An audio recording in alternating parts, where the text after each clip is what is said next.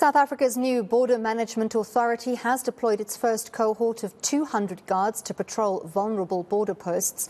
The body has been established as a public entity that reports to the Home Affairs Minister. Where the current system relies on several different departments, including SARS, SAPS and the SANDF, the new body employs its own guards to patrol borders. For more on this, let's bring in Border Management Authority Commissioner Dr. Mike Masiapato. Doctor, thank you so much for joining us this evening. It's great to speak to you. So important day, those first 200 guards had their passing out ceremony today, or yesterday rather. Do you think they're up to the task? Yeah, no, thank you very much, Anle, and the viewers, and thanks for the invite. Yeah, indeed, from where we are sitting as the Border Management Authority, we believe that the first 200 cohorts of the border guards, as launched yesterday, are indeed up to the task. We do understand the magnitude, of the task ahead of them, but of course, with the partnership that we had actually put together with our other three organs of state, we are expecting that indeed they should be able to deliver the task according to the mandate. So this new authority has a very important function, and it's hoped that it will help to solve the problem of South Africa's porous borders. What progress have you made so far? Yeah, so in actual fact, Anli, the main point here to note is that we are, in this current financial year, being incubated within the Department of Home Affairs. So the incubation is from the 1st of April 2022 until the 31st of March 2023. From the 1st of April next year, 2023, that is the beginning of the financial year, we should be at that time, in a way, exit the incubation of the department. So in terms of the progress that we have done, let me start by indicating that there are two processes that we are involved in. The first process is the integration of the existing personnel who are effectively working for the various departments, mainly being Home Affairs, Environment, Agriculture, together with the National Department of Health, as well as some component of SAPS that deals with issues of access control. So that is the integration process, and we are at the advanced stages in terms of achieving that particular objective. The second part is then the part that relates to the capacitation. And in terms of the capacitation is what led us to this now 200 border guards that had actually been put together.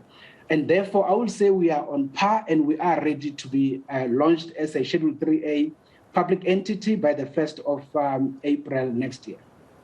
So a year, we understand the complexity of that process of integrating 5 streams of functions previously performed by other government departments. But a year is very long to wait when, crimes of illegal access, crimes of trafficking, other types of criminality along our borders are rife.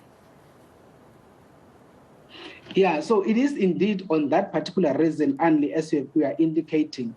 That is why we have actually decided that we can't just wait for the whole year until we are pronounced as a Schedule 3A public entity.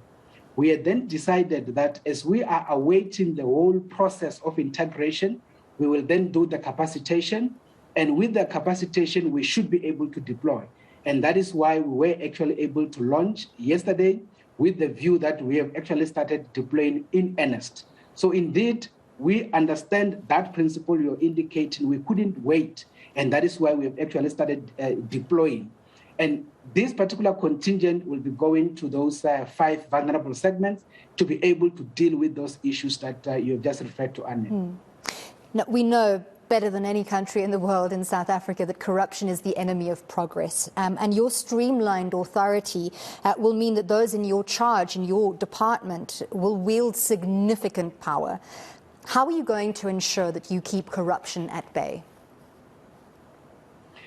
Yeah, I think that is one point that we can, I would say, effectively accept that indeed corruption is one of the biggest challenges, not only just in the border, environment, but also in other sectors. But in terms of the efforts that we have put on the table to be able to mitigate the whole issue of corruption, I will say, in terms of this 200 cohort that we have actually put through now, they have undergone very extensive vetting process, which has been conducted by the State Security Agency. During their actual training, we have also been training them on issues of ethics, on issues of integrity, on issues of ethos, and of course, we also made them to take the oath, of office, which they basically, paid allegiance to the Constitution and for the fact that they will not be easily corruptible. Another issue that we have effectively done is to make that commitment that we will be doing continuous lifestyle audit on them in terms of making sure that we are able to track, their state of wealth. And in instances where we are able to pick up any anomalies, we should be able to do, extensive investigations around that to make sure that indeed they remain out of being possibly corrupted. Another process that your authority is going to fulfill is making border crossings into a singular border crossing, as opposed to the situation at the moment where we have two border crossings, one for instance, one of our neighbouring countries and a South African border crossing, and you're going to combine those into one singular border crossing with cooperation between officials from both of the countries which that border crossing services.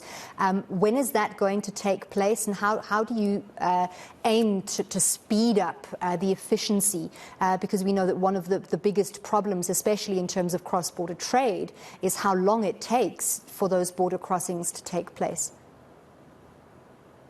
Yeah, so the concept you are referring to, Anli, is what we call a one-stop border post. That is basically a concept that is, in a way, being deployed even in other jurisdictions. And there are certain countries that are already at advanced stages in as far as that part is concerned.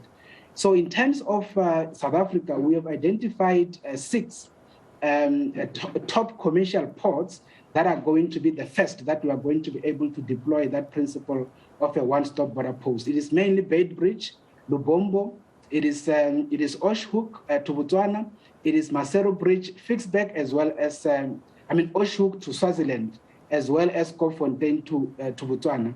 So those are the ports that has been identified. So, but for us to be able to achieve that objective, we first need to redesign and redevelop those particular ports.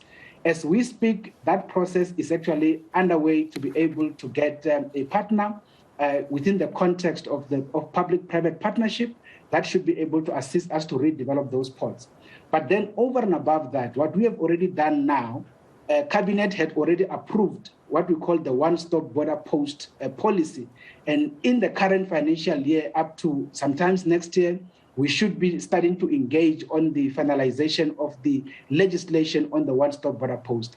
And indeed, our achievement of that is going to reduce, the queues that we mostly see in terms of trade, but also in making sure that the facilitation of people movement is basically made effectively, is being made effective.